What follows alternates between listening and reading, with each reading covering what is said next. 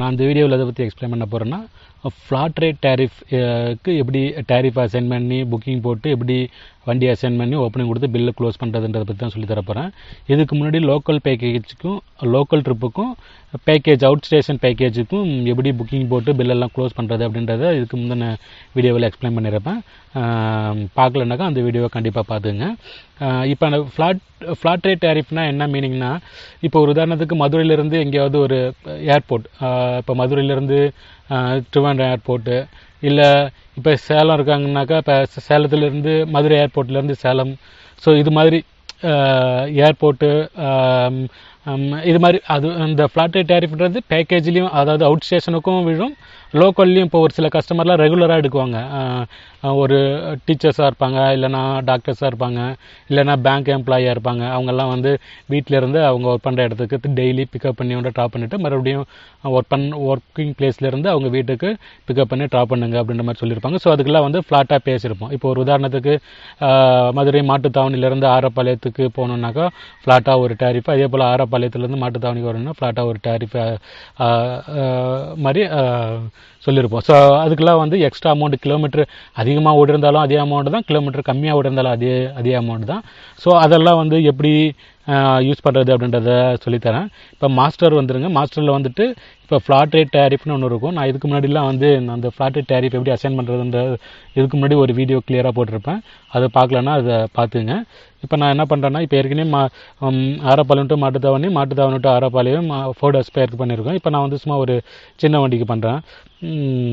இப்போ வந்து நான் என்ன பண்ணுறேன்னா,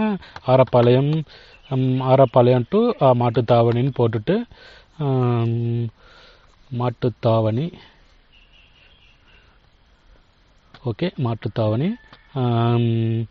இப்போ நான் இதில் போயிட்டு பப்ளிக்கு அப்படின்ற மாதிரி வெஹிக்கிள் டைப்பு வந்து டாடா இண்டிகா ஏசி இருக்கட்டுமே, டாடா இண்டிகா ஏசி அப்படின்ற மாதிரி போட்டேன். ஃப்ளாட் ரேட் அமௌண்ட் வந்து ஒரு 190 ரூபா அப்படின்ற மாதிரி போட்டிங்கனாக்கா இந்த அமௌண்ட் தான் வந்து பில்லு கால்குலேட் ஆகும். ஸோ இது போல் தான் வந்து டேரிஃப் வந்து அசைன் பண்ணிவிடணும்.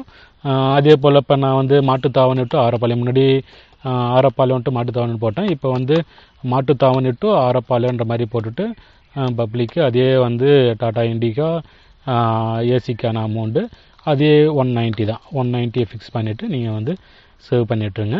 ஸோ இப்போ இது மாதிரி தான் வந்து ஃப்ளாட் ரேட் டேரிஃப் அசைன் பண்ணணும்னா, இப்போ இதுக்கு நான் புக்கிங் போட்டு எப்படி வந்து வண்டி அசைன் பண்ணி ட்ரிப்பை க்ளோஸ் பண்ணுறது அப்படின்றத சொல்கிறேன். ஜஸ்ட் ஏற்கனவே புக்கிங்லாம் முன்னாடியே ஏற்கனவே எக்ஸ்பிளைன் பண்ணால் தான். ஜஸ்ட் 9997674343 புக்கிங் போட்டேன். இண்டிகா வண்டி ஏசின்னே இருக்கட்டும், இப்போ உடனே வண்டி கேட்குற மாதிரி இருக்கட்டும். இது மாட்டுத்தாவணி அப்படின்ற மாதிரி, ஆரப்பாளையம் போட்டாச்சு. இங்கே வந்து என்ன பண்ணணுன்னாக்கா, நீங்கள் வந்து கம்பல்சரி மென்ஷன் பண்ணியிருக்கணும். இது வந்து ஜென்ரலாக தமிழ்நாட்டில் அதிகப்படியான கால் டாக்ஸி யூஸ் பண்ணுறது 2 டேரிஃப் தான், local, outstation meter. Outstation அப்படின்ற மாதிரி 2 சொல்லுவாங்க. 20 கிலோமீட்டருக்குள்ளார இருக்கிறதுலாம் வந்து லோக்கல் கால் டாக்ஸின்னு சொல்லுவாங்க. 20 கிலோமீட்டருக்கு மேலே போகிறதுலாம் அவுட் ஸ்டேஷன் மீட்டர்னு சூஸ் பண்ணி பண்ணுவாங்க. இப்போ இதெல்லாம் வந்து நான் இப்போ எக்ஸ்பிளைன் பண்ண போகிறேன். இப்போ நான் இது வந்து ஃப்ளாட் ரேட்டுக்கு தான் போட போகிறேன். ஸோ அதனால் ஃப்ளாட் ரேட் பண்ணிவிடுங்க. இதை வந்து ட்ராப்பு அப் அண்ட் டவுன் எப்படி வேணாலும் போட்டுங்க. இதில் வந்துட்டு அமௌண்ட் என்ன, நம்ம ஜென்ரலாக வந்து 190 ருபீஸ் அப்படின்ற மாதிரி போட்டிருக்கோம். ஸோ இல்லைனா நீங்கள் வந்து ஃப்ளாட் ரேட் டேரிஃப்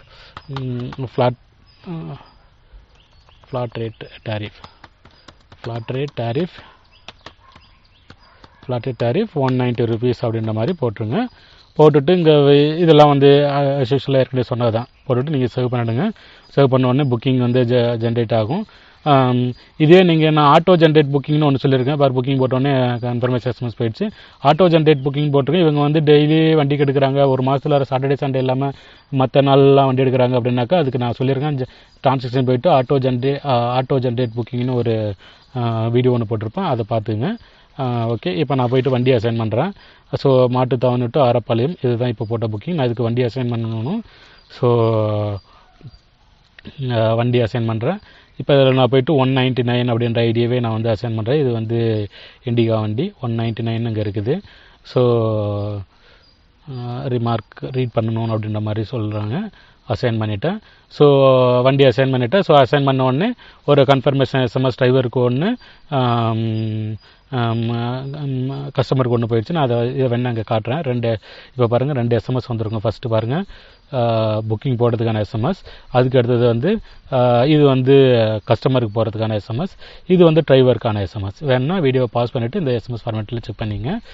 ஸோ இப்போ வண்டி அசைன் பண்ணியாச்சு. அதுக்கடுத்து ஓப்பனிங் கொடுக்கணும். ஐடி சொல்லுவார், ஐடி 199, ஓப்பனிங் கிலோமீட்டர் சொல்லுவார் 125589 அப்படின்ற மாதிரி சொல்லுவார்.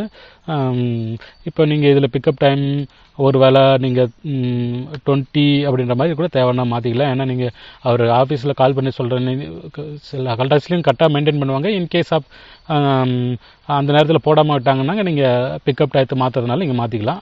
நான் இப்போ அதை சொல்கிறத தான் இப்போ மாற்றினேன். டிஃபால்ட்டாக இப்போ என்ன டைம் இருக்குமோ அது இருக்கும். பாருங்கள் ஓப்பனிங் கொடுத்த உடனே அந்த கஸ்டமருக்கு எஸ்எம்எஸ் போயிடுச்சு. ஓப்பனிங் கொடுத்தோடனே அது வந்து க்ளோசிங் பேஜுக்கு வந்துடும். இப்போ நான் க்ளோசிங் பேஜில் போய்ட்டு ஐடியை க்ளோஸ் பண்ண போகிறேன். 199 அப்படின்ற மாதிரி சொல்கிறாரு. இப்போ பாருங்கள் ட்ரிப்பு வந்து முன்னாடி லோக்கல் பில் க்ளோசிங்னா இங்கே வரும், பேக்கேஜ்னா அங்கே வரும். இது ஃப்ளாட் ரேட்ன்றதுனால க்ளோஸ் பில்லிங் கொடுத்த உடனே அது இங்கே வந்துடுச்சு. இப்போ போயிட்டு 12559596 அது மாதிரி ஓடிக்கிறதா சொல்கிறாரு. நீங்கள் கால்குலேட் கொடுங்க. நீங்கள் என்ன கால்குலேட் கொடுத்தாலும், நீங்கள் எத்தனை கிலோமீட்டர் கூட்டி குறைச்சி போட்டாலும் அங்கே இப்போ வர 96 போல் நான் 97 போடுறேன். 97 போட்டதுனால இப்போ வந்து அமௌண்ட்டு அதிகமாகிடுச்சு அப்படின்ற மாதிரிலாம் சொல்ல முடியாது. ஏன்னா அது ஃப்ளாட்டாக ஃபிக்ஸ் பண்ணி ஆகிடுச்சு 190 ரூபான்னு. ஸோ அங்கே பாருங்கள் ரிமார்க்கில் கூட அதான் இருக்குது.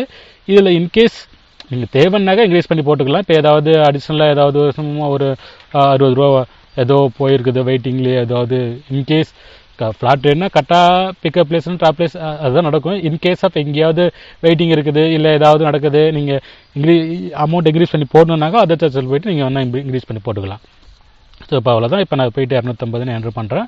இதில் வேக்கன்ட் பிளேஸை நீங்கள் வந்து அப்டேட் பண்ணிக்கணும். நாங்கள் வந்து சும்மா மீனாட்சி டம்மன் டெம்பிள் அப்படின்ற மாதிரி போட்டுக்கிறேன். போட்டேன். இப்போ பாருங்கள் ட்ரிப்பு முடிஞ்ச உடனே அவருக்கு வந்து கஸ்டமருக்கு ஒரு எஸ்எம்எஸ், டிரைவருக்கு ஒரு எஸ்எம்எஸ் போய்டும். வேறு 250 இன்னொரு எஸ்எம்எஸும் வந்துருச்சு. பாருங்கள் அவ்வளோதான். இதை நான் அங்கேயும் உங்களுக்கு காட்டுறேன். இதை க்ளோஸ் பண்ணிவிட்டு இங்கே பாருங்கள் அமௌண்ட் வந்து எத்தனை நிமிஷம் ஓடி இருக்குது. இது வந்து கஸ்டமருக்கு போகிற எஸ்எம்எஸ், இது வந்து டிரைவருக்கு போகிற எஸ்எம்எஸ். ஸோ அவ்வளோதான். இது போல் தான் பில்லை மாடிஃபை பண்ணணுனாக்கா மாடிஃபை கொடுத்துட்டு புக்கிங் ஐடி என்ட்ரு பண்ணிவிட்டு இதில் என்ன சேஞ்சஸ் பண்ணணுமோ அதெல்லாம் பண்ணிவிட்டு நீங்கள் கால்கள் கொடுத்தீங்கன்னா மறுபடியும் பில்லு ஜென்ரேட் ஆகும். அவ்வளோதான். இது அவ்வளோதான் லோக்கல் ஃப்ளாட் டேரிஃபு. மீதியெல்லாம் வந்து எல்லாமே எக்ஸ்பிளைன் பண்ணாதான். லோக்கலுக்கும் பேக்கேஜுக்கும் முன்னாடி எக்ஸ்பிளைன் பண்ணியிருப்பேன். அந்த வீடியோ நல்லா கிளியராக பார்த்துங்க.